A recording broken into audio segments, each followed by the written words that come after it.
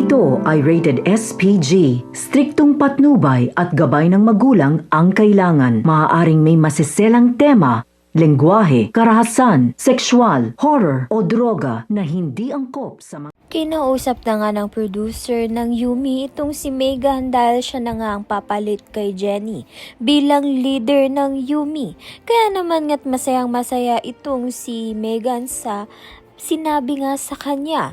Subalit pinigilan naman nga siya ng kanyang sariling ina na si Dara dahil alam nga ni Dara na hindi pa nga masyadong magaling ito ngang si Megan at karapat-dapat pa rin nga raw itong si Jenny na maging leader dahil matapos ngang may balik nga ang issue nito ni Minchi sa pagiging scammer niya nga noon ay naapektuhan nga itong si Jenny.